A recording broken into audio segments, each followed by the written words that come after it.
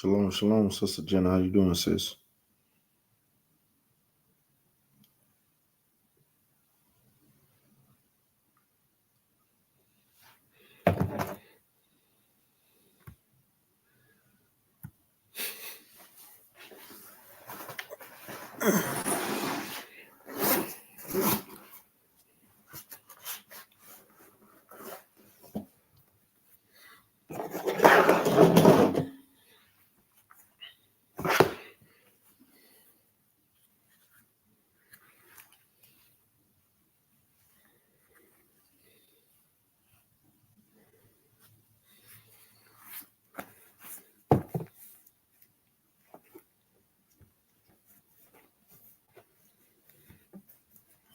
Yeah, I will, sis. Shalom, Brother Ray. How you doing?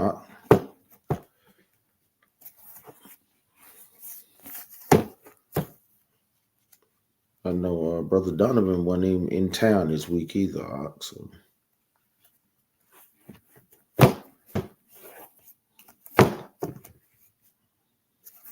yeah, just wait till you get up in town. So.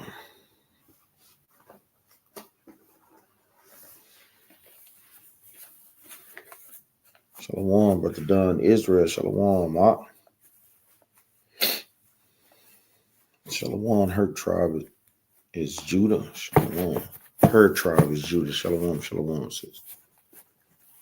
Shalom. How you brothers and sisters doing, man? Hope y'all doing good. Hope y'all had a great Sabbath yesterday. We had a great class with Captain Yara. Brought out a great class. So you just want to kind of continue in that same spirit. What a great class. Hope brothers and sisters stand in the spirit, striving to keep the commandments to the best of your ability. Oh, y'all kind of excuse me a little bit, running a little behind. I have to work today. It's like, captivity, man. What can we say? I know a lot of times we have to remember, brothers and sisters, doing good. I thank for asking. I know we have to remember, man, we're in captivity. I know the Most High God didn't bring us over here to live a good life, man. He just didn't. I know a lot of sometimes we get complacent within that, having jobs, trying to have things, make sure that your family is okay. Brothers and sisters have to keep in mind, we was sent over here to serve out a punishment, man. So we do have to keep that in mind, man. I have to keep that in mind. First off, giving all honor and praises to the Most High and to his son, Yahushua. Captain Benaniah with the battle axes of the Most High. Coming to you with another Sunday smoke class, Q&A. Any questions that brothers and sisters have as we go over scriptures and various topics, any smoke.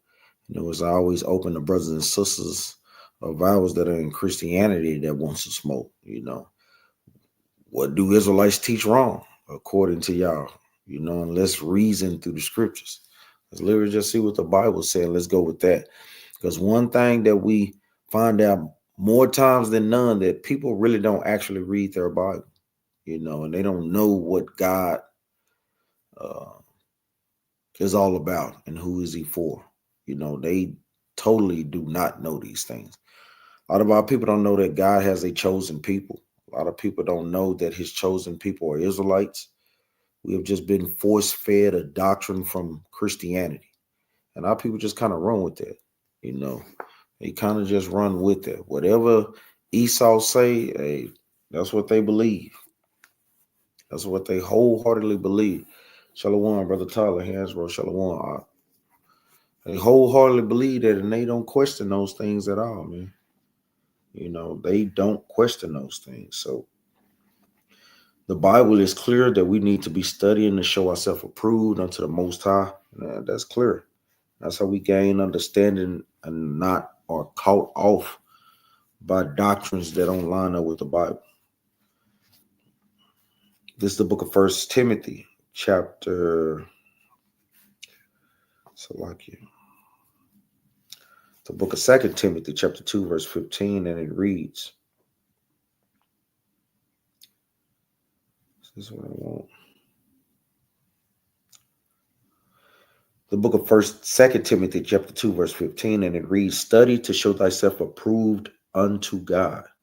So this is one of the main things that, brothers, when you come into the truth, it's your job to study, to show yourself approved unto the Most High.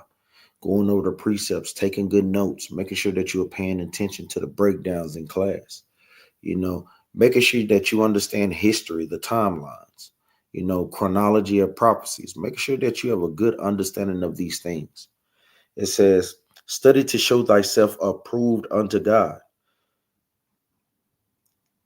a workmanship that needed not to be ashamed, rightly dividing the word of truth. And this is what studying, showing a pattern of good studying does for you.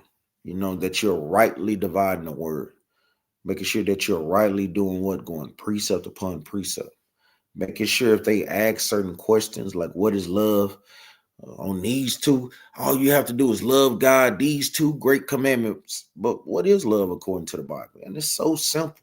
When we read the scriptures, they don't like that. More times than none, I know we was out there dealing with a whole bunch of demons yesterday, man. I'm talking about a plethora of demons, man. Demons that want to come out there and take their damn clothes off, brother, was wicked as hell. Demons out there fighting everybody. I'm talking about a plethora, a legion of demons while we were at camp, man. All praises, like we said, the Most High God had a hedge of protection and angels around us, so no brothers from the camp got hurt.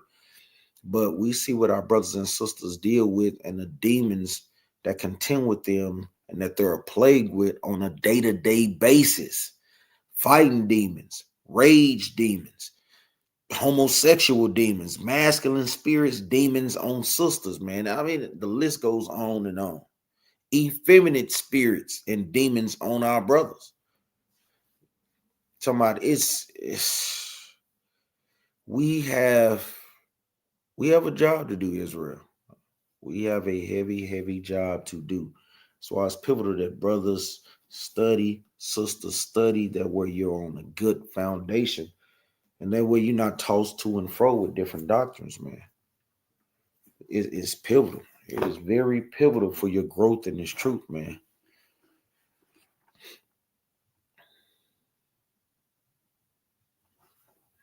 Khan says, all praise says, even like Brother Don Israel put in the chat. Colossians chapter 2, verse 7, rooted up and built up in him. Great, great precept. And established in the faith, as ye had been taught, abiding therein with thanksgiving. Great, great precept, man. Brother Tyler said, would the kingdom of heaven be pre-built for Israel? Will the heathens build the kingdom up? Well, now the heathens going to build up our walls. The scriptures are very, very clear on that. Let's go to the book of Isaiah chapter 60. The scriptures are very clear that the heathen are going to build up our walls.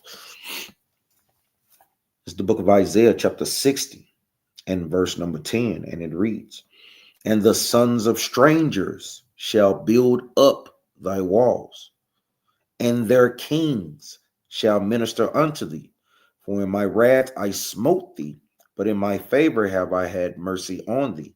Therefore thy gates shall be open continually.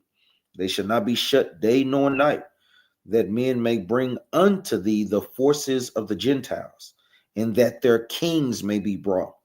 For the nation and kingdom that will not serve thee shall perish. Yea, those nations shall be utterly wasted. So the Bible is clear that the other nations, sons of the strangers, are going to build up our walls. This is plain. They are going to build up our walls. Remember, the kingdom of heaven is for the Israelites. They're going to be subservient unto the Israelites. It's a hierarchy. No matter how much people don't want to believe it, that are in Christianity, is what the Bible say. So you mean to tell me that the things that Isaiah prophesied are not going to happen?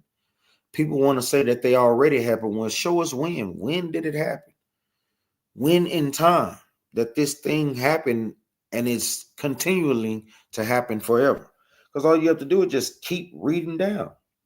Verse 13, the glory of Lebanon shall come unto thee, the fir tree, the pine tree, and the box together, to beautify the place of my sanctuary. I will make the place of my feet glorious. The sons also of them that afflicted thee shall come bending unto thee. And all they that despise thee shall bow themselves down at the soles of thy feet, and they shall call thee the city of the Lord, the Zion of the Holy One of Israel, whereas thou hast been forsaken and hated, so that no man went through thee.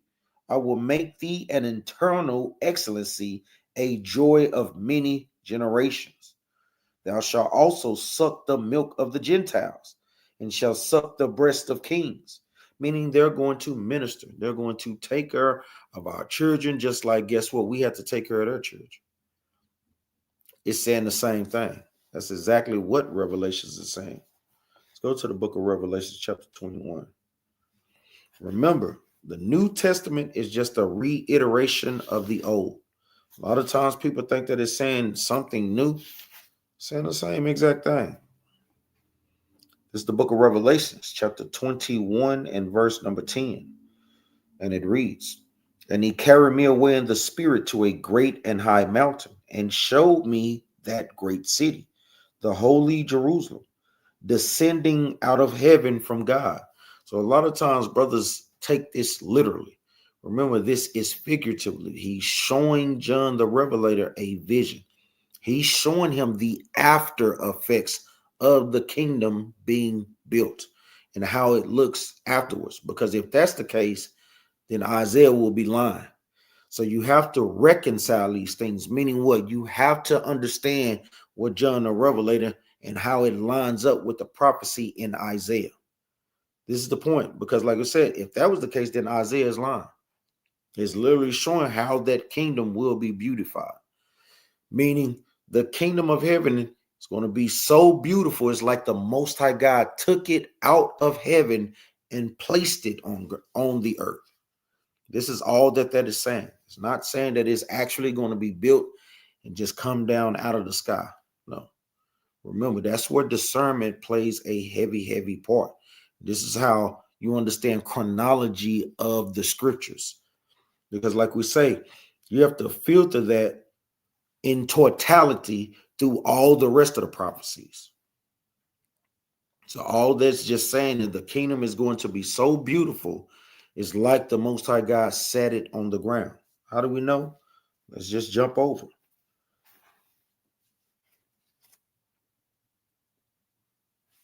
This is the book of Revelations, chapter. Let me jump over. The book of Revelation, chapter 21 and verse number 22, and it reads, and I saw no temple therein, for the Lord God Almighty and the Lamb are the temple of it.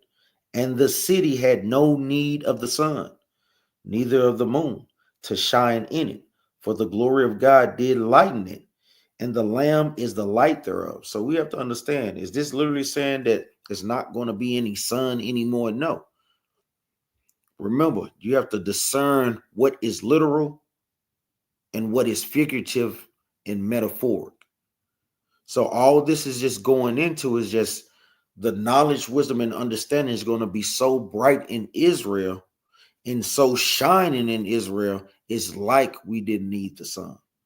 But remember, this can't possibly be true because it tells you that the sun and the moon in the book of Sirach, chapter 43, abide forever in their offices. They do their works continually. That's why discernment of the scriptures is so key. Let's keep reading. Verse 24, and the nations of them which are saved for what? To build up the kingdom, like how we read in Isaiah 60 and verse 10. It says, which are saved shall walk in the light of it, and the kings of the earth do bring their glory and honor into it. We just read this in Isaiah chapter 60, verse 10 on down. How? Because they're going to continually bring us tribute.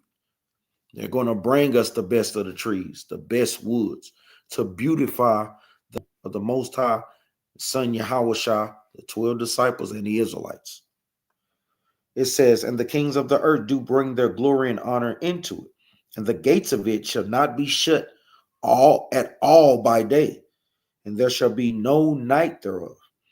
And they shall bring the glory and honor of the nations into it.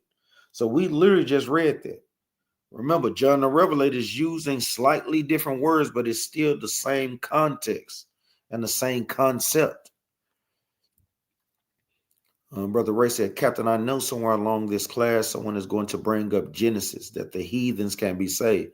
And that's the spirit, because we literally going over that. We literally going over that now. Saved for what? This is what we bring. This is how the Most High God works. He killed two birds with one stone. Even as I hadn't even read his question yet, we still covering it, because that's how the spirit rolls. Saved for what? Let's read it again. The book of Revelation, chapter 21, in verse 24. And the nations of them which are saved shall walk in the light of it, meaning they're going to keep God's commandments. Saved for what? Does it mean that they're going to be saved to be equal to the Israelites? Well, it can't be the case, because if that's the case, then why is Isaiah saying, Isaiah 14:21, that the nations are going to serve us? A lot of times Christians don't understand prophecies. They just don't. That's why they tell you don't read the Old Testament. But how in the hell can you read any book if you don't start from the beginning? It makes absolutely no sense. The book of Isaiah, chapter 14, and verse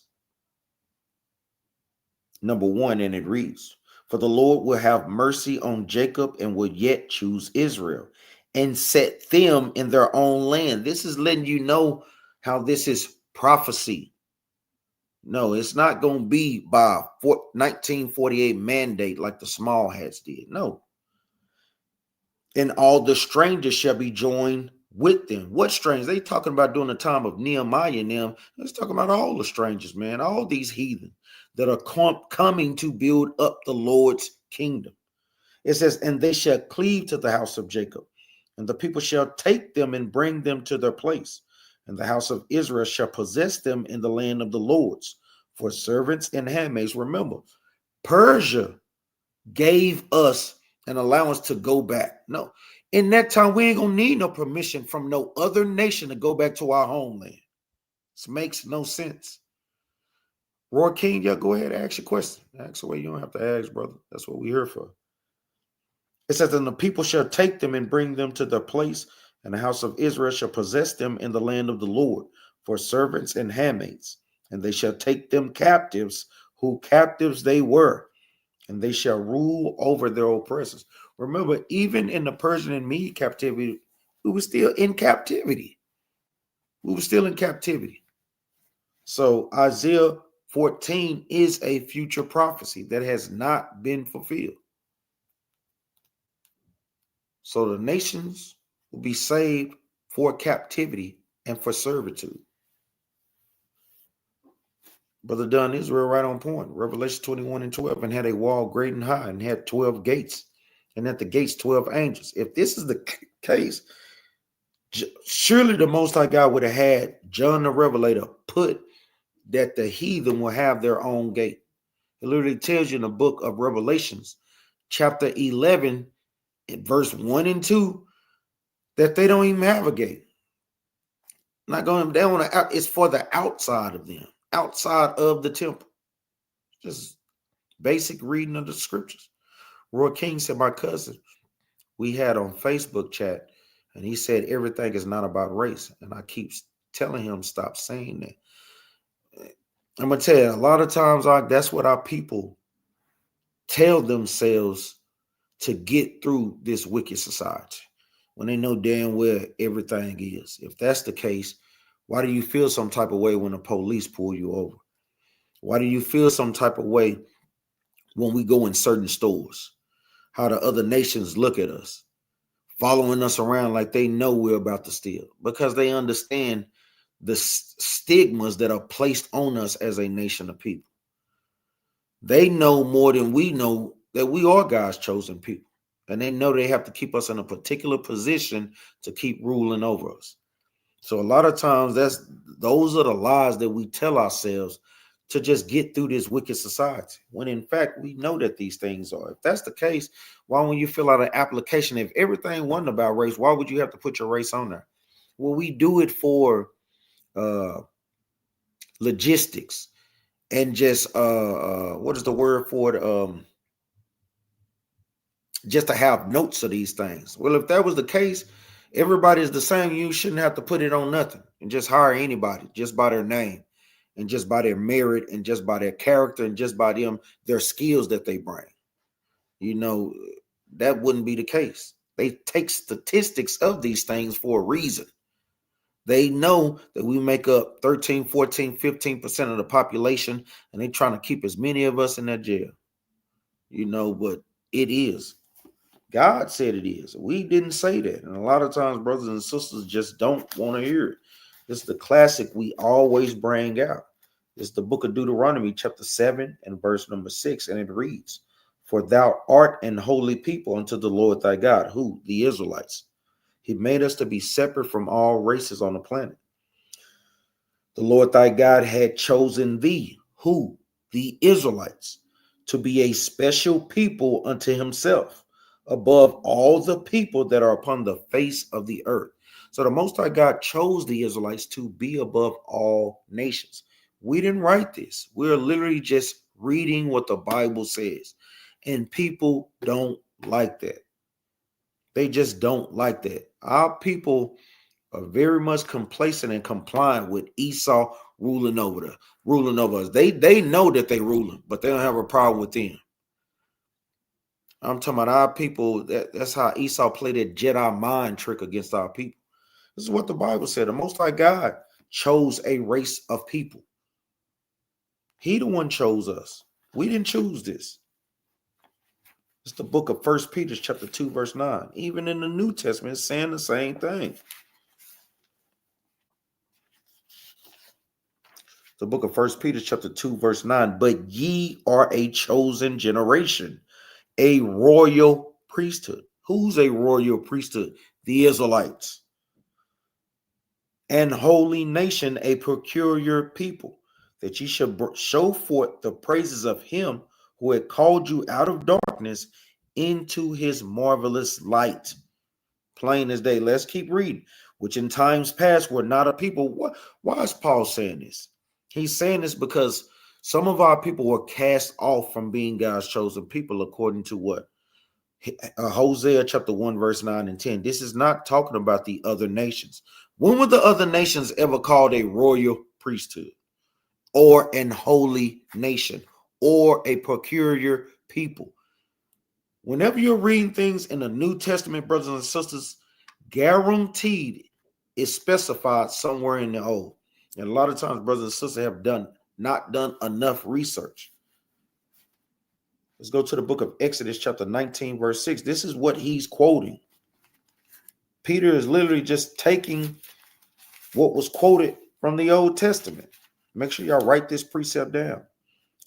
It's the book of Exodus, chapter 19, and verse number 5, and it reads, "Now therefore, if you will obey my voice indeed, and keep my covenant, then ye shall be a peculiar treasure unto me." We literally just read that. "Above all people, for the earth is mine, and ye shall be unto me a kingdom of priests and an holy nation. These are the words which thou shalt speak unto the children of Israel." So when you read these things in the New Testament, it's just talking about Israelites that were in a Gentile state of mind, that forgot who they were. Gentile, Israelite foreigners. Just a reiteration of the old. That's all that it ever is. Brother Dunn is on point. Shalom, shalom, Sister Antoinette. How you doing, sis? Shalom, Brother Michael. Shalom. Leviticus chapter 20, verse 26. "And ye shall be holy unto me, for I, the Lord, am holy, and have severed you from other people, that ye should be mine." Shalom, Brother Lamar. How you doing, Shalom, Corman Robert. Shalom. Another precept, Leviticus chapter 19, verse 2. "Speak unto all the congregation of the children of Israel, and say unto them, Ye shall be holy, for I, the Lord your God, am holy." Shalom, Philemon Baraki. I mean, the scriptures goes on and on. Let's get more, because it literally says race in the Bible. It literally says it, man.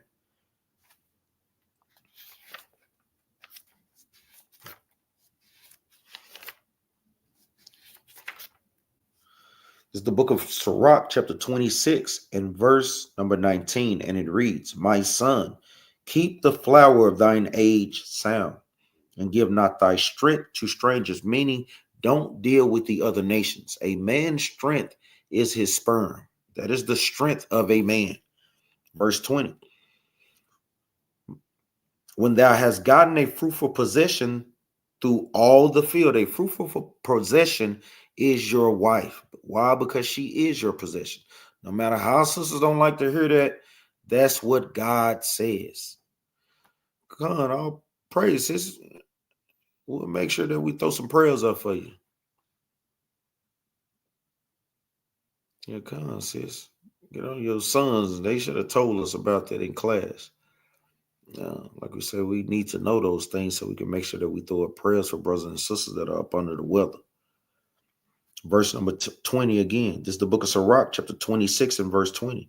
"When thou hast gotten a fruitful possession through all the field, sow it with thine own seed," meaning deal with your nation, trusting in the goodness of thy stock, because a lot of time our people as a nation of people have such low self-esteem because of the negative connotations that are put out there by us, our hair, our skin tone, the shape of our sisters, just everything. It's just a negative atmosphere when it comes to blacks, Hispanics, and Native Americans. So we have been taught and are really in a low self-esteem type spirit. Most High God said we have to trust in the goodness of our stock. Why? Because we're God's chosen people.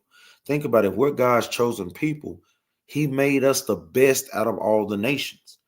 That's why they'll openly negatively talk about us, but they secretly want to be us. They secretly mimic our styles, and it's not even a secret anymore. They steal our cooking habits. They steal our dress habits. They steal what haven't they took from us? Think about these things, man. Like we was talking about with the brother the other day. You think about the Olympics, wicked as it is, but people really want to see who's the fastest and who's going to win in basketball. They knowing these things, man. They already know who dominates the most important sports or the most watched sports. They know these things. Verse 20 from the top again. "When thou hast gotten a fruitful possession through all the field, sow it with thine own seed, trusting in the goodness of thy stock." We have to trust in the goodness of our stock because it's a holy stock. Verse 21, "So thy race," what race? The race of the Israelites. That is a race, brothers and sisters. Christianity have taught that Israelites is a religion. That's not what the Bible says. It's a race.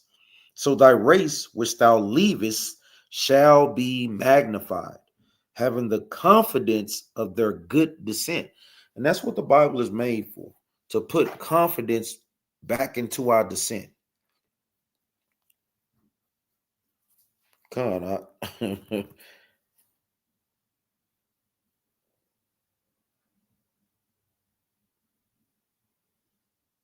Like I say, his family loud, man. You can barely hear us, man. So yes, the Bible deals with race. The Most High God definitely deals with race. Just like he says in the book of Malachi, he loved Jacob, which is the progenitor of the 12 tribes of Israel, which today are blacks, Hispanics, and Native Americans. And he said that he hated Esau. You know, I mean, it is what it is. Really study said, can you touch on 1 Timothy 3 and 16 and show how to combat that if a Christian were to go there? Let's get there right quick.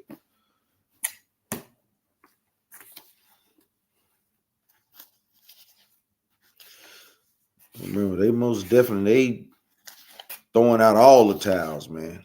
You know, because they're running out of options. It's the book of 1 Timothy, chapter 3 and verse 16, and it reads, "And without controversy, great is the mystery of godliness. God was manifest in the flesh, justified in the spirit, seen of angels, preached unto the Gentiles, believed on in the world, received up into glory." So This is a real easy breakdown. What Christians don't understand is that the Most High God is a God. Christ is a God. Israelites are gods. All God mean is a judge or a ruler. God, which in the Hebrew is Elohim, which means the powers. It has a context in which it can be used. So when it's talking about God, let's just set the premise. Let's go to the book of Psalms. They always try to bring this. Moses was made a God unto Pharaoh. The Israelites are gods. They try to change this. And the Bible says what it says. Because if that was the case, then Christ will be lying in John chapter 10. It tells you that the Bible says that I have said ye are gods. So gods has a context. We just can't use the word gods and think that it doesn't have a context behind it. That every time you see the word God, that is literally meaning the Most High God. That's just crazy. That's crazy. This is the book of Psalms, chapter 82, and verse number 6, and it reads, I have said ye are gods, and all of you are children of the Most High. Who have he said that he have called gods? The Israelites. He called us gods because God is our God, and he made the other nations for us to be their gods. It says, I have said ye are gods, and all of you are children of the Most High, but ye shall die like men and fall like one of the princes. Arise, O God, judge the earth, for thou shalt inherit all nations. Then we see in another context, this God is capitalized, emphasizing that it's talking about who? The Most High God. So just because it called us gods in verse number 6, does that mean that we're the Most High God? No. God's has a context. That's all that it is. It has a context. Let's prove that. Let's go to the book of Exodus and show where King David is pulling this from. It's literally written in our law. This is the book of Exodus, chapter 22 and verse 28, and it reads, Thou shalt not revile the gods. Now it's going to explain who the gods are, nor curse the ruler of thy people. So when we read the law in Exodus chapter 22, verse 28, it's letting you know that the rulers are the gods. That's it. But this has a context. Does it mean that they're the Most High God? No.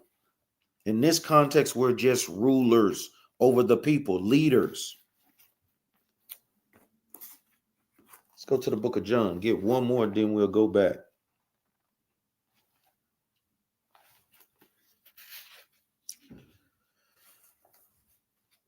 This is the book of John, chapter 10 and verse number 33, and it reads, The Jews answered him, saying, For a good work we stone thee not, but for blasphemy, and because thou, being a man, makest thyself God. So even the Pharisees knew that Christ was not the Most High. Now they don't want to use this part where they was actually telling the truth in this instance, but then they'll try to go to Matthew chapter 12 and say that Christ broke the Sabbath, when we know that the Pharisees was wicked as hell. Talking about Christians do not know the Bible. Verse 34. Yahushua answered them, Is it not written in your law? I have said ye are gods. It's written in the law. What law? Exodus chapter 22, verse 28. If he called them gods. Let me read this. No, the scripture.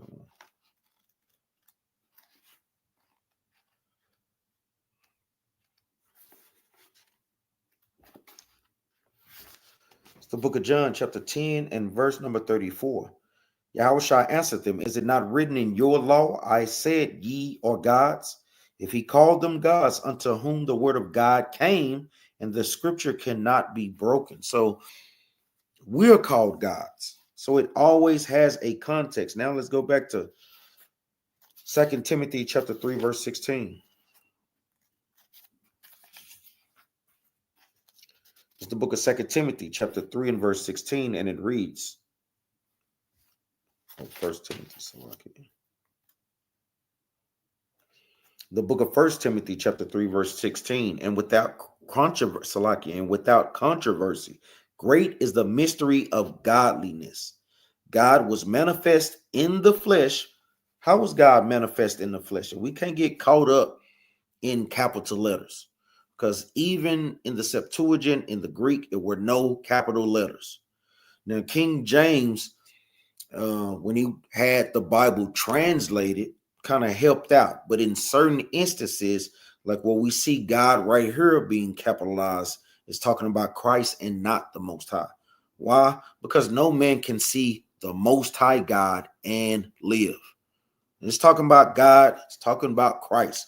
Christ is a God too. He's not the Most High. How do we know? Because guess what? Christ came to do the will of him that sent him.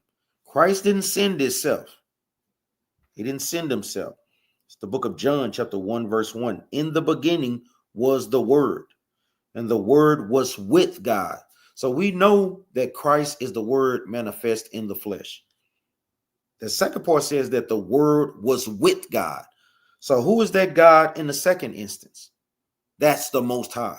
And the Word, meaning Christ, was with God. And the Word was God. So what does that part mean? Meaning, was John going crazy? Is he saying that God was the Word and he's the Most High God? No, he can't be saying that. How do we know? Simple reading comprehension. Don't get caught up in the word God, because it has a context that follows behind it. It says, in the beginning was the Word, Christ, and the Word was with God. Christ was with the Most High God, and the Word was God, meaning Christ is called a God. He's not the Most High God, though. This is the point. Let's go to the classic. Let's go to Hebrews chapter 1, verse 6. It's the book of Hebrews. Start at verse number 1. This is the book of Hebrews chapter 1, verse 1. God, who at sundry times and in diverse manners spake in times past unto the fathers by the prophets, hath in these last days spoken unto us by his Son. The Most High God has a Son, which is Christ. How can Christ be the Most High when he's the Son of God? It makes no sense. Just keep it plain. Whom he had appointed heir of all things, by whom also he made the worlds, who being the brightness of his glory, Christ is the brightness of the Most High God's glory, and the express image of his persons, and upholding all things by the word of his power. Whose power? The Most High God's power. Christ is not upholding his own power. When he had by himself purged our sins and sat down on the right hand of the majesty on high. So you mean to tell me Christ sat down by Christ? Makes no sense. Verse 5. For unto which of the angels said he at any time, thou art my son, this day have I begotten thee? And again, I will be to him a father, and he shall be to me a son. Telling you plain. Christ is the Son of the Most High. Jump down to verse 8. But unto the Son he said, thy throne, O God, is forever and ever. Showing you what the Most High God called Christ a God. He gave him that power. Gods don't need to give themselves power. Who did the Most High God get his power from? Nobody. That's showing you that he's the highest. There's no one higher than the Most High. He's a God. He's the highest God. Then you have Christ. Then you have the Israelites, which are also called gods. It's just a hierarchy of gods. That's all it is. But unto the Son he said, thy throne, O God, is forever and ever. A scepter of righteousness is the scepter of thy kingdom. So let's go back, showing you that Christ was that God manifest in the flesh.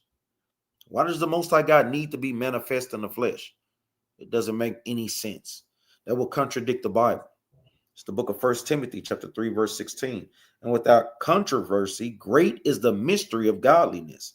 God was manifest in the flesh, Christ, justified in the spirit. Why does God need to be justified from anything? It makes absolutely no sense. Seen of angels, preached unto the Gentiles, believed on in the word, received up into glory. What does the Most High God need to be received up into glory? He gives himself glory. This glory being received up into glory is the Most High God calling Christ up. This is plain.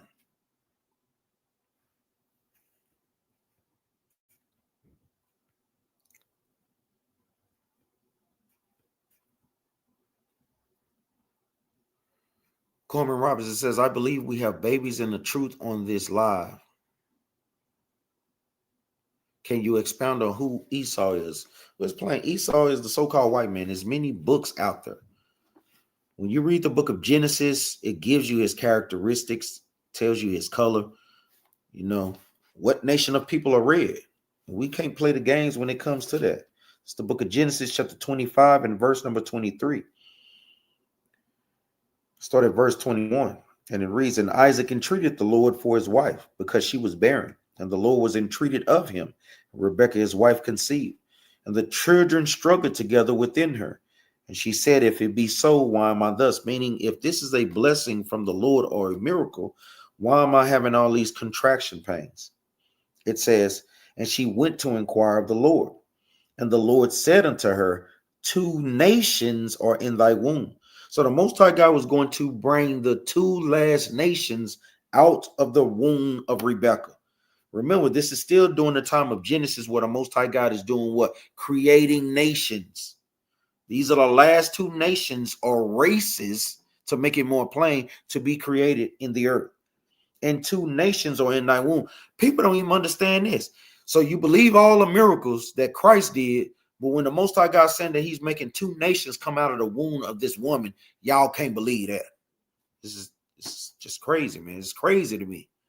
The Most High God has the power to do any and everything. God is not limited on his power. If he said he's making 2 new races out of this woman's womb, that's what's going to happen. It says 2 nations are in thy womb, and 2 manner of people shall be separated from thy bowels. So the Most High God is letting us know he's making 2 new races. They will have 2 totally different mannerisms, meaning one race loves to hunt. The other race loves to just chill. One race will look this way. This other nation will look that way. This is what mannerisms is. A lot of times people read these as words on a page, but you have to go deep and understand what this is going into, the implications when you further read in the scriptures. It says 2 nations are in thy womb, and 2 manner of people shall be separated from thy bowels. That's why we can't get along as a nation of people. So-called blacks, Hispanics, Native Americans, so-called white people, especially with blacks and whites. I mean, we have always been at odds, and it stems back from this. The Most High God put that division between us, even from Genesis chapter 3, how he was going to put enmity between the serpent seed and guess what? The righteous seed. Let's keep reading. And the one people shall be stronger than the other people, and the elder shall serve the younger. So one of these nations will be stronger, meaning physically, spiritually, mentally, and the other people will be weaker. Think about the strength of so-called black people. We have endured slavery, even Jim Crow, 100 years of lynching, police brutality. We done been subjected to all types of terror in this society. We ask Esau and them this all the time. Do y'all think y'all would have been able to survive slavery on slave ships? They said, I always say, no, I would have been done kill myself. Think about it. When they lose on their 401k or when they lose in the stocks, they always kind of off in themselves. They don't have the strength mentally when hardships or affliction come their way. But we do as a nation because the Most High God made us to be stronger. Let's keep reading. Verse 24, and when her days to be delivered were fulfilled, behold, there were twins in her wombs. And I'm going to tell you, even in verse 24, people act like that it's only one set of twins. I'm telling you, man, our people have been so dumbed down. It's not just one set of twins. It's two types of twins. You have fraternal twins and you have identical twins. Which type of twins are these? They obviously have to be fraternal. Why? All you have to do is just jump back up. Two manner of people, meaning these people have different mannerisms. We got twins. Sister Antoinette's sons are twins. They do the same exact thing, look the same. I mean, come on, man. They have the same mannerisms and everything. But these twins right here, fraternal twins, Esau does one thing, Jacob does another. Let's pull this up. We got to stop acting like it's just one type of twin out there. This is crazy.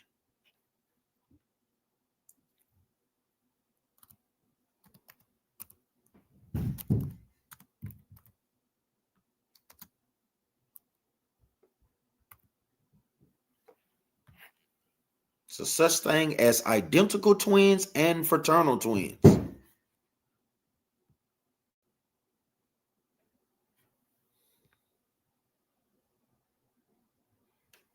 Remember, this is just not one set. Esau are different. So because a boy and a girl can be fraternal twins.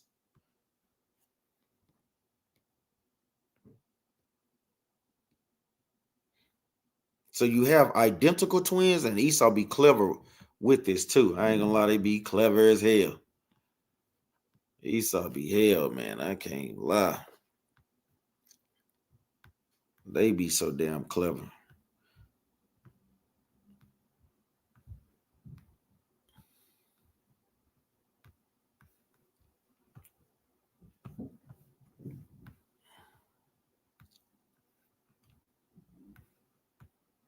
So we can't act like it's just one type of twins. You have identical twins that can look alike.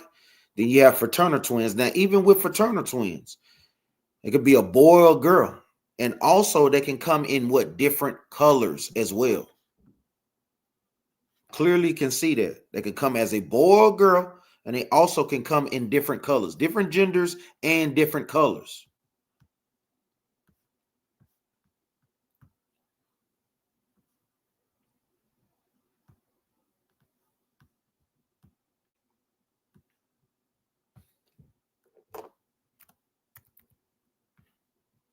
Pull this up all the time. We see this all the time. These are black and white twins.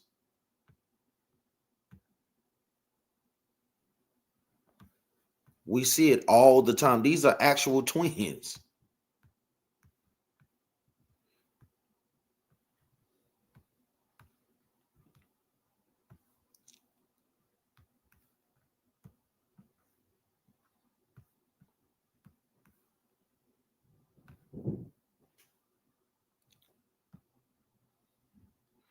Look at this. Yeah, these twins, you have UK twins, turn heads. One is white and one is black. Same mama, same daddy. Look at it. So it's the same thing. The Most High God always shows us these things. Yeah, one white, one black. That's literally Jacob and Esau all over again. Because look at her. Look, she's red, she's brown. You can clearly see that.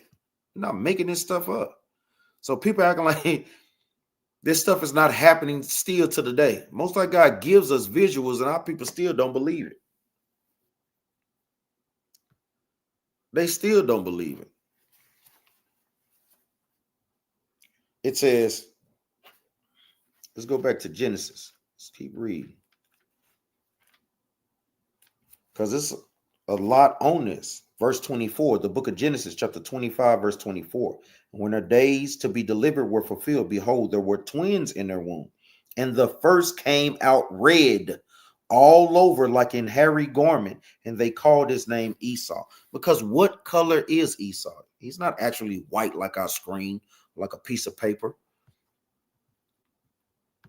They are red. Why? Because their blood shows forth through their skin. Shalom, Sister Genesis. Shalom, King James of Judah.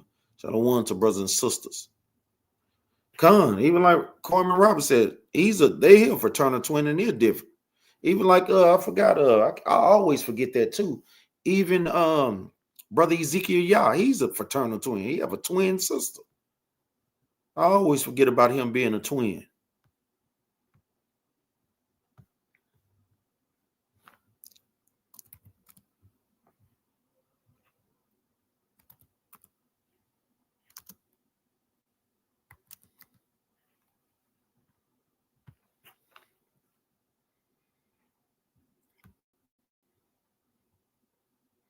But you see how the Bible, how these whitewashed images have them have. Now, where did it say that Jacob looked the same as Esau? I'm talking about when we say that Esau is the devil, you have to believe that because they know what's going on. They got them looking exactly the same. This is crazy, man. No pictures in there. Now, how in the hell are they fraternal twins when they still look exactly the same? It didn't mention Jacob's color because what? Jacob looked like everybody else.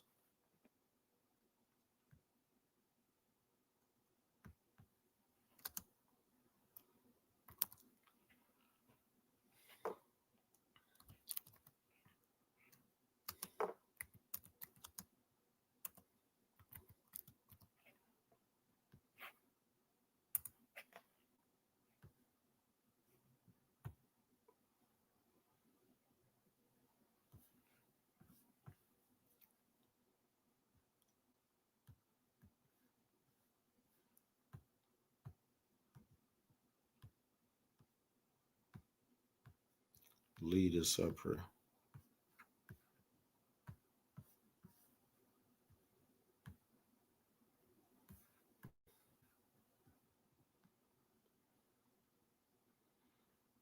So we see Jacob is Esau. One is red. This is what they'll try to come with confusion. See the other little almost albino baby. He still has brown, sort of brown pigment in his skin. No, this is not talking about that. We're talking about what we see over here. We literally see him one white and one black. Let's keep reading. It's the book of Genesis, chapter 25 and verse number 25. And the first came out red all over like in hairy garment. Not only are they red, but they are very hairy as a nation of people. And they called his name Esau. And after that, his brother came out. Why didn't it describe Jacob's color? Because Jacob looked like everybody else from the time of Genesis. It's the book of Genesis, chapter 2 and verse number 7. And the Lord God formed man of the dust of the ground. What color is the dust of the ground? Different shades of brown. And breathed into his nostrils the breath of life. And man became a living soul. So there was no need to describe what Jacob looked like because he looked like everybody else before him. Esau came out different because what? He was a different race. That's all that this is going into, the Caucasian race. And we can literally trace them all the way back to Esau. All the way back. And brothers and sisters should have that breakdown in those precepts. Let's continue on. The book of Genesis, chapter 25, verse 26.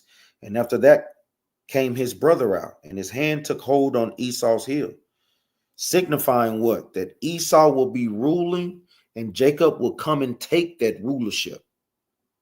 Who's ruling right now? So-called white man. I mean, come on, man. We have to be honest with these things. This is how you can pinpoint who's who in time. Who's rising up as we speak? Jacob. How do we know that? Because who do you mainly see out there on the corners of the streets teaching our people? Blacks, Hispanics, and Native Americans. Come on, man. This is easy work to identify who Jacob and Esau is and who the other nations are that God created. And after that came his brother out, and his hand took hold on Esau's heel, and his name was called Jacob. And Isaac was 80 years old when she bare them, and the boys grew. So now they're growing up. Now God is about to give you their characteristics. And the boys grew, and Esau was a cunning hunter. Remember, this is a characteristic of a nation. What nation of people love to hunt? We cannot play the games with this. Oh, My daddy loved to hunt. He black. We talking about as a nation, brother. He ain't going over there to Africa shooting giraffes, shooting elephants. We got to stop playing the game.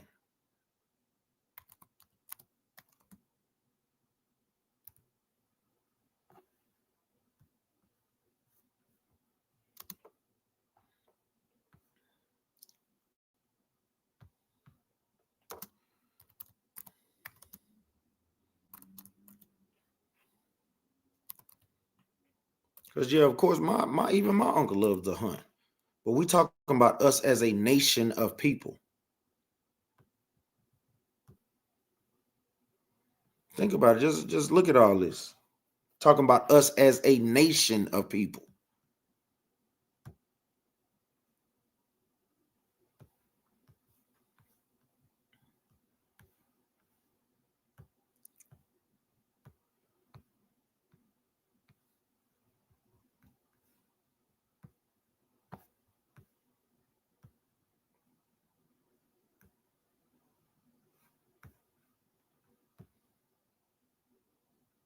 Look at this. We're talking about it as a nation of people, man. Look, they love this stuff, man. They love it. Verse 26 again. Verse 27, and the boys grew, and Esau was a cunning hunter, a man of the field. They love to be out there swimming with the sharks, climbing mountains, skydiving, meaning they love to be outside in the plains, doing adventurous things. We don't do those things, man, as a nation of people. You may have some of our people want to do it because they're trying to imitate Esau, but as a nation of people, that's not our spirit. That's not our style. Who's going out there to swim with sharks? Who's doing that? Playing with alligators, dangerous creatures that we know that can kill your behind. We're not doing that type of stuff. And Jacob was a plain man dwelling in tents. We cool just having a barbecue, playing dominoes, playing spades. We cool at just sitting back, just chilling, showing you the characteristics. This is easily discerning who's who in these last days. Easily. It's not something that's hard. Brothers and sisters really don't even have to go no further than Genesis chapter 25, 27. If you in the spirit. No, I didn't see your question, Brother Ezra.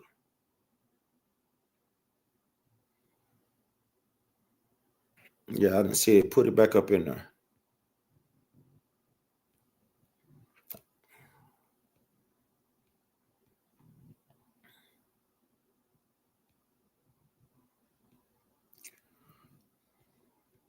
Let me go back up, Salaki.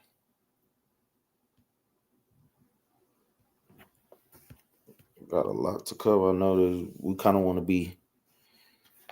It says, I believe we have babies in the truth on this live. Can we expound on who Esau is, Khan? Sister Jenna said, I came over here just to say my nephew always have an attitude about something and when want to turn around and ask me for some money. He got in my dad's car and I said, you are going to turn the baby towards the front so I can see him. He said something smart. I was asking me afterwards, stuff. Nobody can say anything to him, just like his mommy, my sis. He didn't ask for money this time, but he surely do. Smart with me. Yeah, that sounds like a lot, sis, especially dealing with him. That is a lot. Brother Michael said, and can you precept that with John 1 saying the same thing, Khan? It says, Yasharallah Shalom Cap, can we touch on Gentiles being saved based on their works and faith? Yeah, I don't see that. It's going to be a gift of the Most High. Because even like the scriptures say, he ain't seen one good, no, not one, of the children of men. So, Yasharallah, you have to kind of explain or expound upon that question. Because remember, salvation is not for Gentiles. Remember, salvation is for Israelites. Now, a lot of times they try to lump them being saved for slavery in the kingdom. That's not salvation. So kind of expound upon that, Brother Yasharallah. If you want to, you come on here, click the link, and let me know what you're really talking about. Genesis chapter 3, verse 4, and the serpent said unto the woman, ye shall not surely die. Come.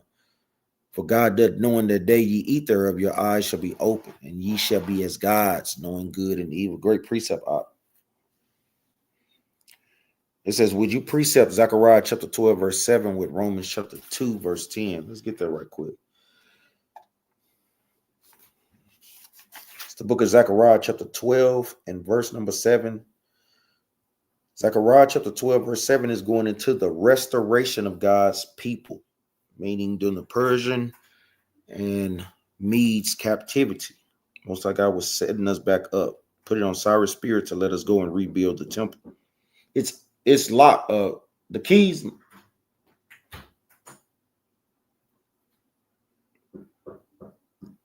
Hold on, wait on, Mama. Unlock the door. Oh. Hold on, y'all. Excuse me.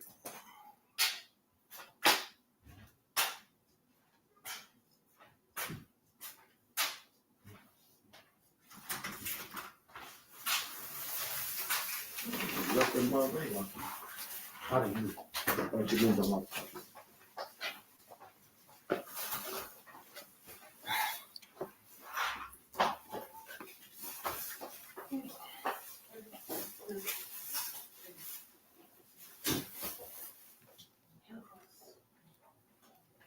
This is the book of Zechariah, chapter 12, and verse number 7. The Lord also shall save the tents of Judah first, that the glory of the house of David and the glory of the inhabitants of Jerusalem do not magnify themselves against Judah. So it's going into prophecies, also going intermediate and future. Going into how the Most High God was going to raise up the tribe of Judah first in these last days. Now let's go to the book of Romans, chapter 2, verse 10. I could just ask him, do they precept together? Can you precept it with?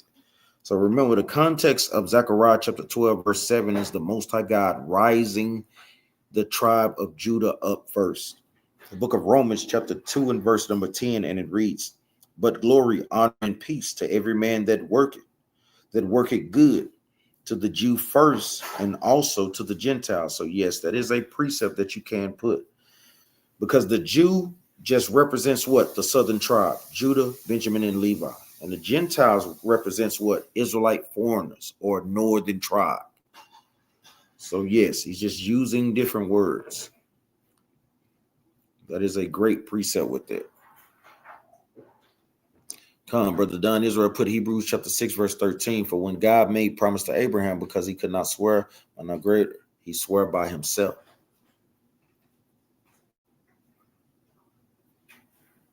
Come, it says it's not our brothers, the Native American man. Sure. Come.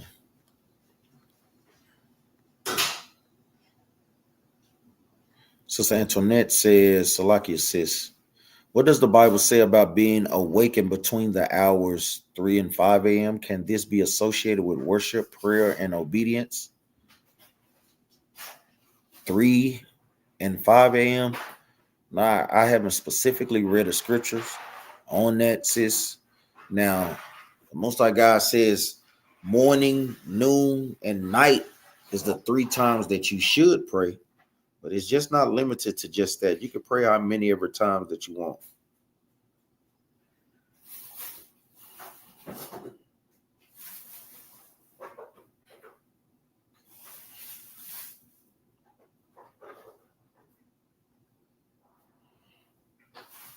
Let's go to the book of Psalms, chapter 55 and verse 17. It's the book of Psalms, chapter 55 and verse number 17, and it reads, evening and morning and at noon will I pray and cry aloud, and he shall hear my voice. But the Most High God, King David, through the Spirit, was saying he was praying morning when he got up, noontime, and in the evening. But is it just limited to just 4 prayers? No. I mean, pray as much as you need to, and brothers and sisters need to be praying in overtime in these last days. So Yeah, I wouldn't say there's no scripture saying that, sis, that I've read. Correct me if I'm wrong. Say, brothers and sisters, no precepts. Just put them in the chat and kind of go over.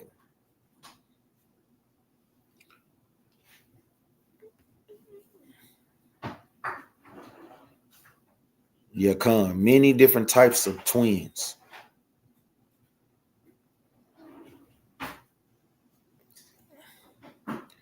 Psalms. Brother Don Israel put Psalms chapter 119, verse 62. At midnight will I rise to give thanks unto thee because of thy righteous judgments. That's another great precept that y'all can put with Psalms 55 and verse number 17. Great precept. Make sure y'all write it down. Say even at midnight. We know that categorically just falls at night. But that is a great precept that brothers and sisters can add on. Look at us, because shoot, not only do we take notes and write things down too, especially if the precept links up. Make sure y'all write it down. That's a great precept. You understand that, Sister Antoinette?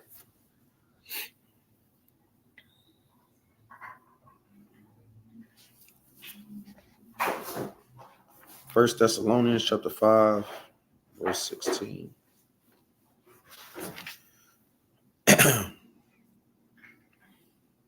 That's right. Great precept. This is the book of First Thessalonians chapter 5, verse 16. Rejoice evermore. Pray without ceasing. In everything give thanks. For this is the will of God in Christ Yahweh concerning you. Quench not the spirit. It's a heavy precept. Tells you to cease without praying. So like you pray without cease. Meaning we need to be in constant prayer in these last days that the Most High God keep us in this truth, keep us in the spirit, keep us in his commandments, keep us in his faith, keep us in his grace, bring destruction upon these other nations that want to see our downfall and that want to continue to seeing us oppressed as a nation. We have to pray for these things. That's why we always kind of go over Sirach chapter 36, even a prayer of in the Psalms. David gave some great prayers, man. Great prayers. But that is a great precept that brothers and sisters need to take down. And y'all can also link that up. Also link those precepts up, man. Nevertheless, got any questions out there? I was trying to see if the brother would come back on. I didn't hear no reply. He was asking about Gentiles getting keeping the commandments.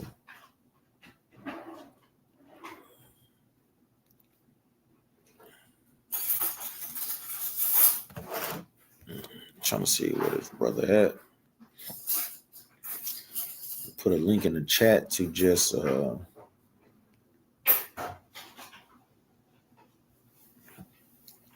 put it on there if he had kind of want to say it in person or whatnot. Just putting a link in the chat. But they're talking about Gentile salvation. Or I don't want to misrepresent the brother. I can't find his quote.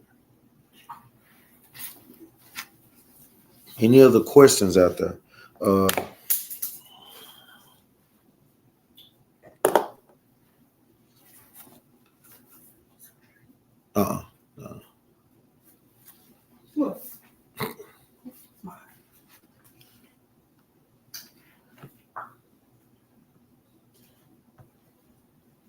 Ezra said, I want to learn more about the geography part. If you have parts I can learn from in the scriptures. Yeah, what's specific? Remember, the only thing that you really kind of need to study out, Acts chapter 2, verse 5, and really kind of going over those locations.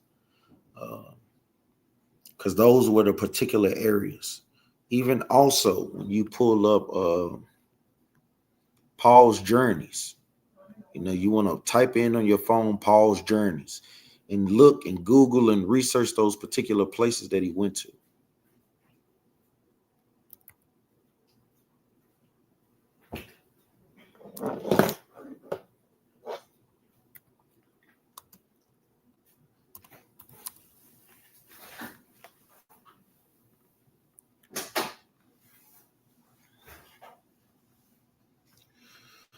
So even in this, it tells you Paul's journeys primarily refers to his 3 or 4 major missionary journeys to spread, talking about Christianity. They held throughout the Mediterranean world, covering over 10,000 miles by land and sea. He traveled through regions of modern-day Turkey, Greece, and Syria, establishing churches and facing significant opposition and hardship. His journeys begins after his conversation on the road to Damascus and concluded with his martyrdom in Rome after his final trip. This is what Bruce need to be looking into.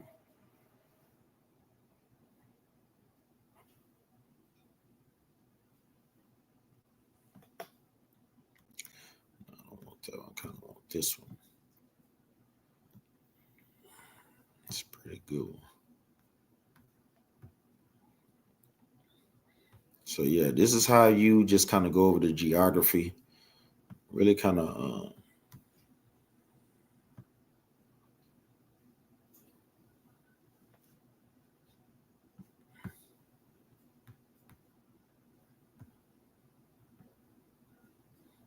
so even when we look over here, Paul traveled through all these particular places: Italy, Macedonia, you have Bithynia, Cappadocia, Galatia. All these particular places, Paul was traveling through. Remember, the top part of the major parts is just going into Turkey. This is just the major parts.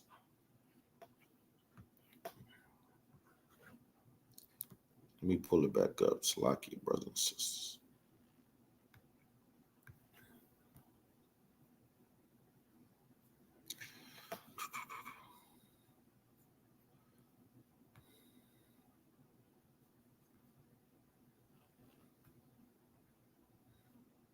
Can y'all see that?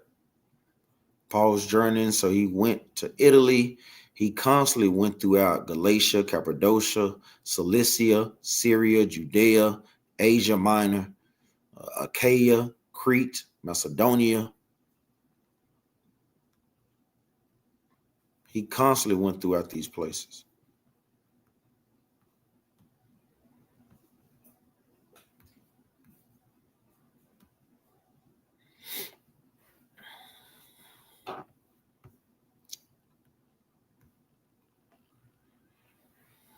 Can brothers and sisters see that?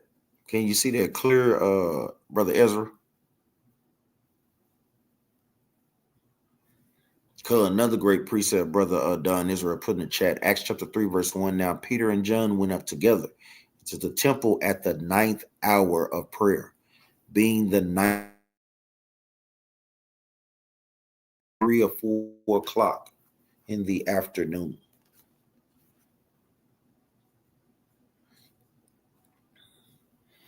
Ezra said also, what happened after the siege in 70 AD from then till 1492? So that's where you have your from Babylon to Timbuktu. Remember, we ran in after 70 AD, we ran into Africa. We stayed in Africa approximately 1,000 years. Then during the 1400s, 1300s, they understood where we were. So this is where you have Esau coming back into power. And eventually they knew the bulk of us ran into Africa.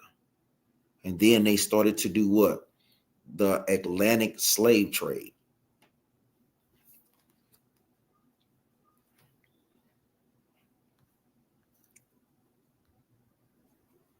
They understood these things. They understood where we were as a nation of people. So remember, BC ticks down, AD ticks up. Like we say, after 70 AD, Rome took over Jerusalem, took over the city. Then you have eventually in 193 AD, approximately 100 and some years after 70 AD, Rome fell. It was divided between the Roman Republic, East and West. They were at odds, civil war basically. They eventually fell in 193 AD. And after that time, you have our people gather as Moors, going to what we know today as Europe, and start to populate Europe, take over, dominate Europe. Then they understood that some of us were Israelites, because the word Moor is just an amalgamation of Ishmaelites, which are Arabs, Africans, and Israelites mixed in together, ruling in Rome. Then eventually they knew who we were, and they started to do what? Round us up in the 13 and 1400s and start to put us back into slavery. And we understand, like we say, in 1492, Christopher Columbus knew who we were on this side of the hemisphere, and they sent voyages over there. They understood networking, ultimately finding out that we was in Africa. And then in 1619, started to take Southern tribe into captivity. Khan. He said, I've been searching for scriptures in the Old Testament that shows how we were scattered in those regions. Remember, we went over this. When it says that, it's not going to say a particular. In the Old Testament, it just tells you that he was going to scatter us among all people. So that all people in conference, all the places that Paul went to, you're not going to literally just see it like Achaia, because remember, in the Old Testament, those weren't the name of those countries at that time. So that's just found up under scattered among all nations. That's all that that's going into.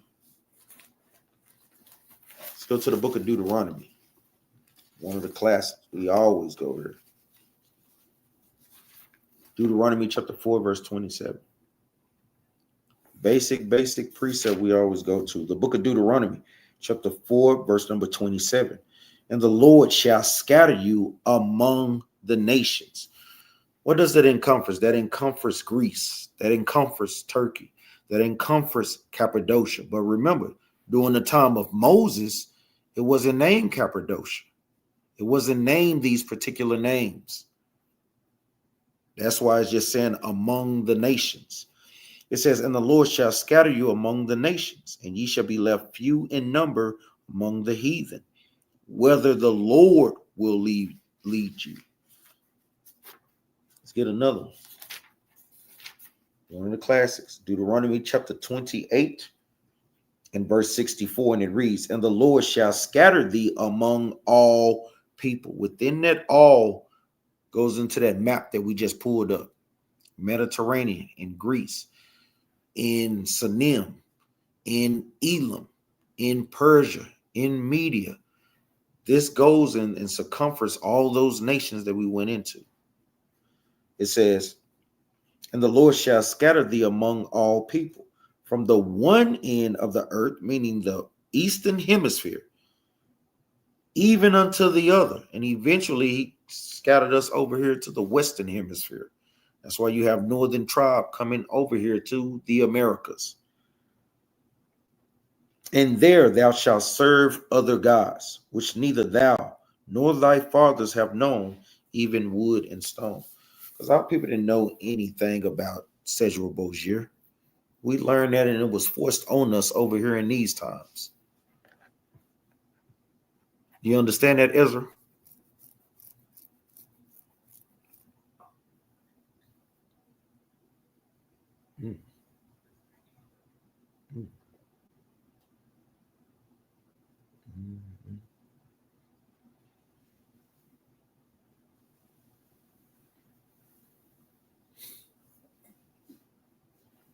Give me some feedback. Yeah. So remember, when it says that all people, all nations, that's literally what it's talking about. Those nations, specific places. So the most like I just kind of lumped it all in that category. Because remember, even names change. People coming in and out of power, names change. Lands change. Remember, Europe was really ultimately known as the land of Japheth. What we know today as the Middle East was known as the land of Shem.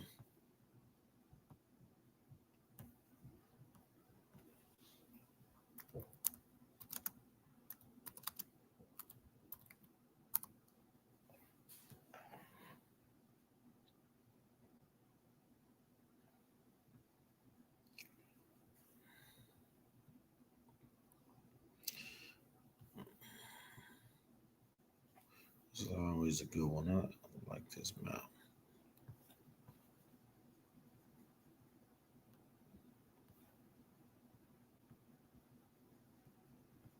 So remember, these things get changed over time.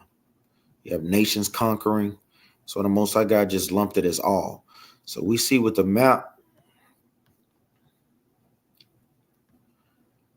So remember, after the flood, the lands was called Japheth, which is what we know today as Europe. Shem had what we know today as the Middle East, and Ham had what we know today as Africa. This is the names of the land masses after the flood. And after time, as they started to populate on the earth, Shem's sons divided up that land. Land got interchangeable, nations mixing with nations, and so on and so forth. And this is how you have different landmarks throughout the earth.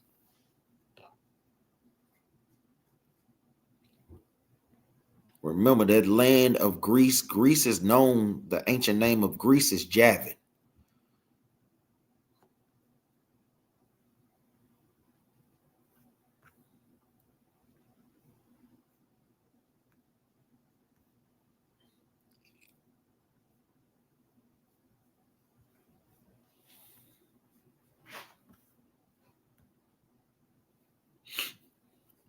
You understand that? It says, I've been mainly trying to look at the captivities and their regions, looking how much land they conquer. That's going kind of deep into it. But you can see it, like you say, when you type it in correctly, you can kind of see the lands that they overtook, even going into the Assyrian captivity. And that's a great thing. Brothers need to kind of get into the history and get into the geography, to kind of get an in-depth breakdown on how the Most High God have one nation come ruling after another.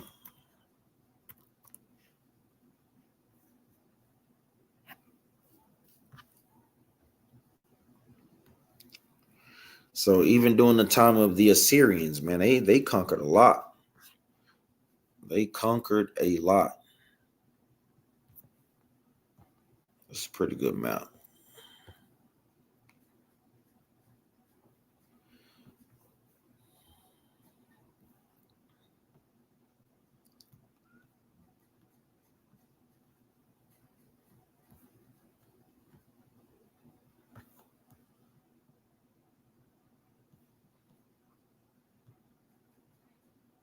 So we see with the Assyrians, when they were in rulership, they controlled all of this. You still had Babylon, and they were starting to come up in power. But at that time, Assyria was the main nation ruling most of the known world. Then eventually we see where the Babylonians came in and took over Assyria. And once you come and take over a nation, you take over the land that they conquered. And you rename those lands after your own name. Let's go to the book of Wisdom of Solomon.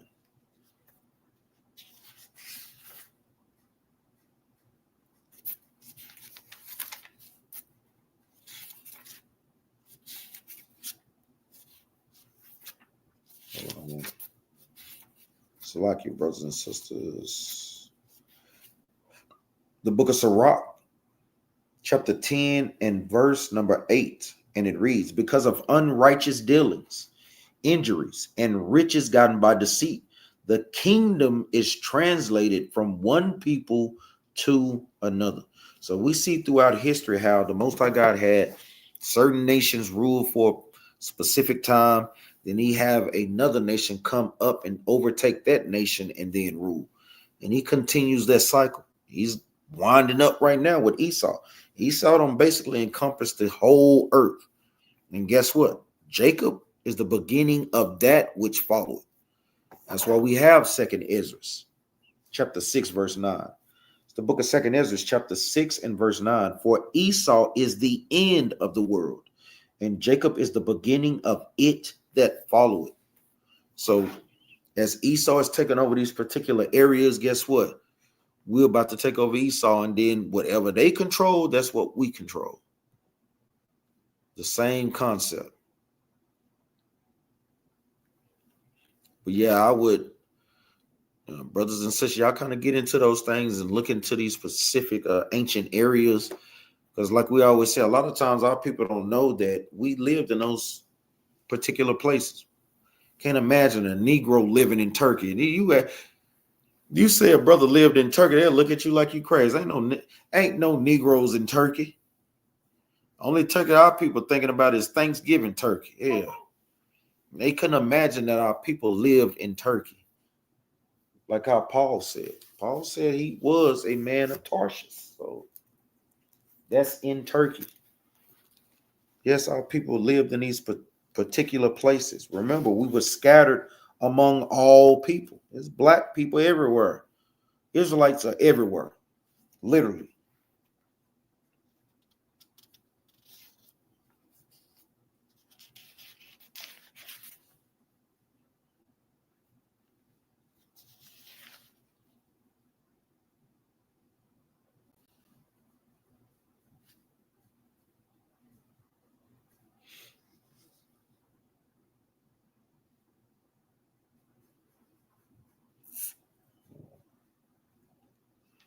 Bear with me.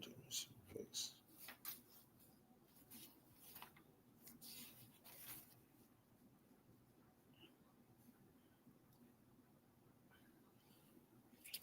is the book of Acts chapter 22 and verse number 3, and it reads, I am verily a man which am a Jew, born in Tarshish. Tarshish is a city in Turkey.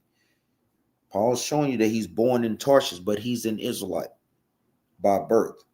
A city in Cilicia, yet brought up in this city at the feet of Gamaliel, and taught according to the perfect manner of the law of the fathers, and was zealous toward God, as ye are all this day. So we see Paul was born in Turkey, but he was an Israelite. So Shalom, I'm back. Listen to music. Hey, what kinds of music do y'all listen to? Well, you want to kind of familiarize yourself with, we listen to Israelite music, sis. You know, you want to listen to music that kind of keep you in the spirit, because it's spirits in music. Certain music is an evil communication, even though it may be jamming. I know my son, when we get in the car, he put on some stuff. He love to try to get on the ops. Then you drive and you find yourself just going with the beat, like, damn, that mug jamming, but they wicked as hell on that mug. Turn it off. Turn it off. You have to kind of catch yourself. You have to really kind of catch yourself in there.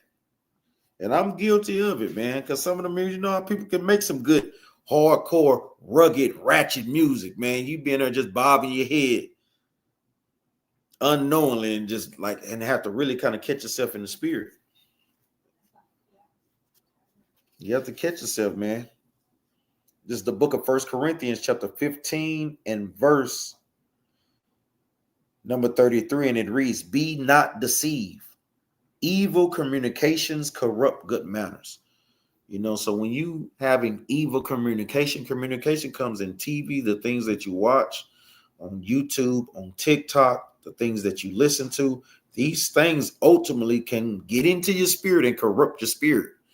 You find yourself praising niggas that sell dope. I want to sell dope, want to make money, want to get the bag. You like, nah, you have to snap back out of that. You know, the music to our sisters, Even like I mean, Captain Yard quoted yesterday, "Take me through there." It's so catchy. You find yourself just saying these things, man. But we have to we have to remember, man, the appearance of evil that's around, man. We have to remember that we setting a good example for the people and want them to kind of come into this truth. You want to make sure of those things. So yeah, you want to listen to Israelite music. You know, people that are rapping, singing in the spirit. Shalom Abraham said, "What does the hidden manna represent in Revelations 2:17?" The hidden manna just represents the deeper understanding. Remember, the manna represents what? The bread. Christ is that bread. And when Christ steps on the scene, he's going to do what? Open up our understanding to the deeper meanings of the scriptures. The book of Revelations, chapter 2 and verse 17, and it reads, "He that had an ear, let him hear what the Spirit said unto the churches. To him that overcome," meaning overcome your sins, "will I give to eat of the hidden manna, and will give him a white stone, and in the stone a new name written, which no man knoweth, saving he that received." Meaning Christ is going to give us deeper understanding of the scriptures. This is what that hidden manna is. Let's get some precepts. Let's go to the book of John. Because remember, Christ is that bread. Remember, bread, these things are synonymous with food. Remember, the word is synonymous and metaphoric for food. The book of John, chapter,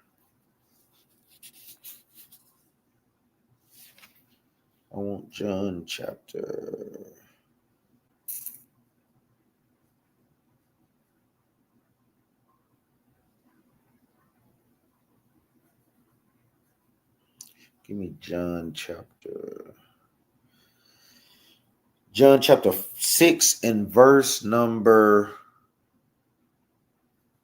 get straight to the point, 48. This is the book of John, chapter 6, verse 48. It says, "I am that bread of life. Your fathers did eat manna in the wilderness and are dead. This is the bread which cometh down from heaven, that a man may eat thereof and not die. I am the living bread which came down from heaven. And if any man eat of this bread, he shall live forever.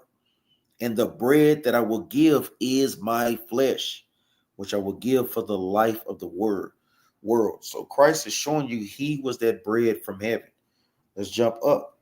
It's the book of John, chapter 6 and verse number 41, and it reads, "And the Jews then murmured at him because he said, I am the bread which came down from heaven." So what is the bread that came down from heaven? He's making reference to the manna that was given to us in the wilderness. This is just symbolic talk for Christ giving us the deeper understanding of the Bible.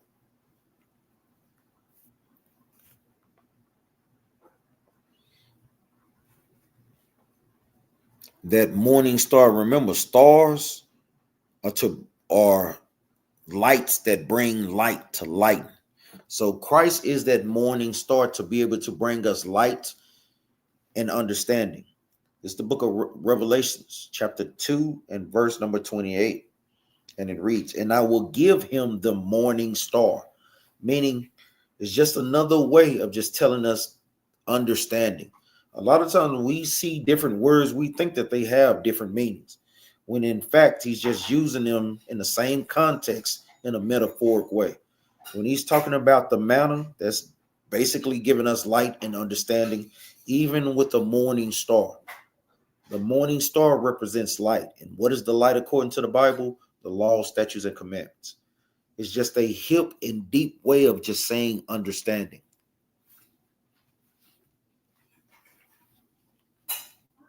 It's not to be confused with Esau. Remember, that's what Lucifer means, meaning what? Morning star. But Esau is working that on the left hand. He's the wicked side of light. Christ is the righteous side of light, righteous side of the morning light. Let's go to the book of Daniel. This is the book of Daniel, chapter 12 and verse number 3. We're going to get straight to the point. This is the book of Daniel, chapter 12, verse 3, and it reads, "And they that be wise shall shine as the brightness of the firmament." What dwells in the firmament? The firmament refers to the sky. What's in the sky? The sun, the moon, and the stars. It's a comparison to making you wise. That's all it is. It's just metaphoric and similitude talk. Verse 3, "And they that be wise shall shine as the brightness." What makes us wise? Keeping the commandments of the Most High, of the firmament. "And they that turn many to righteousness as the stars forever and ever." You also have precepts like what? Matthew chapter 13, verse 43.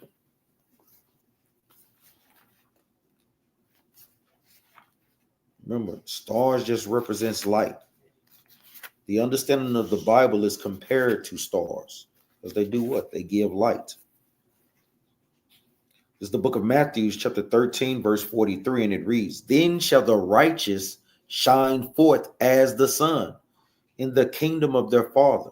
Who had ears to hear, let him hear."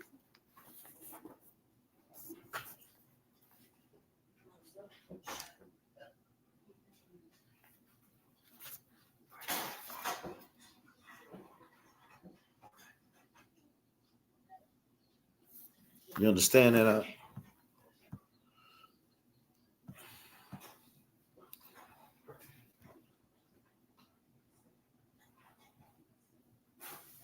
It says, "And that's why I don't watch TV anymore. It's pointless. So I watch YouTube or nothing at all." Conscious, and that's totally understandable because there's so much wickedness on TV in these times. If your spirit is not strong enough, yeah, hey, cut it off. Like Christ said, if your right arm offend thee, meaning if you seeing things that you see that offend you, cut it off. Whether it be TV, whether it be things that you listen to on the radio. Sage around the one, me too. Not much of TV person either. I still on property watching YouTube and Tube it. Brother Don Israel said, also there's a brother here in Trinidad and Tobago by the name of Orlando Octave. He has some good troop music on. I plug in the brother in Orlando. Shalom, Officer E. Hood in the building. Shalom out to you and the family. Yeah, Khan, he's just saying it in different ways. He's saying the same thing using different words. So that bread represents understanding, and that morning star represents understanding too. Just saying it in different ways and similitudes. But does the sis got any other questions before we get up out of here? I know it wasn't going to be a long class. Just want to make sure that we kind of cover certain questions that brothers and sisters. Man, I ain't gonna lie. My job, because I have to get back on that. For you ask like about the questions.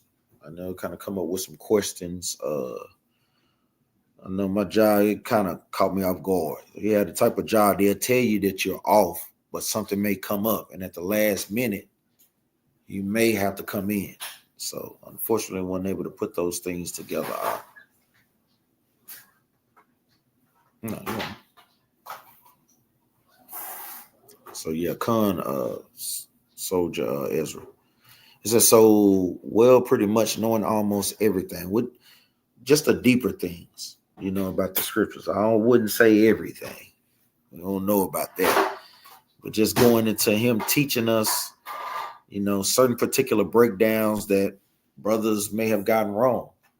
It's going to make the understanding clear unto us. Yeah, Khan.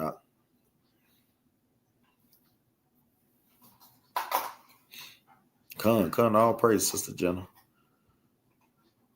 Let me say any other questions before we get up out of here.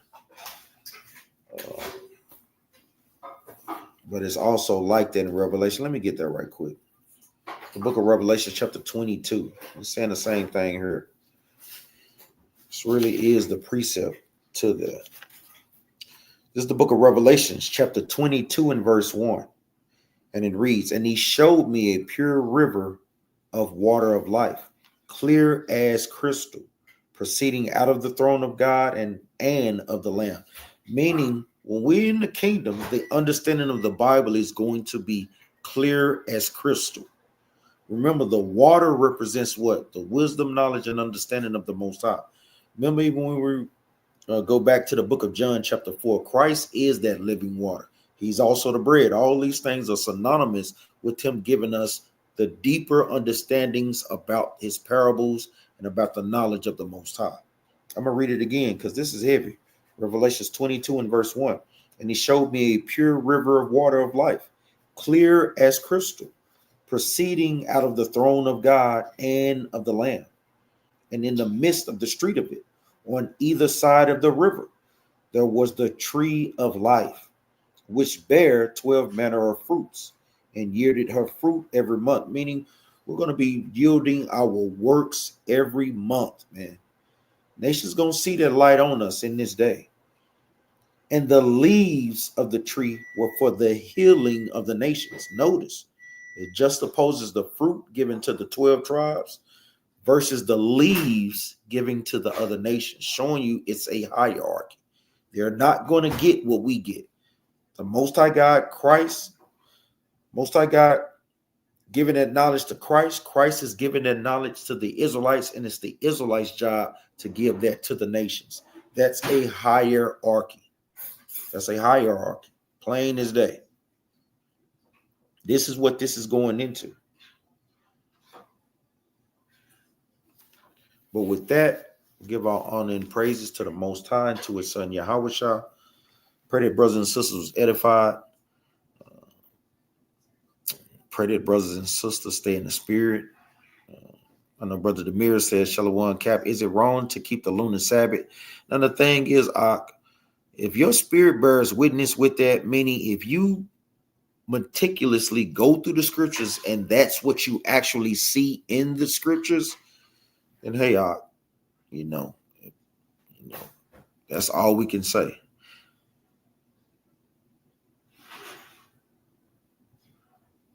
That's all we can say. You know what I'm saying?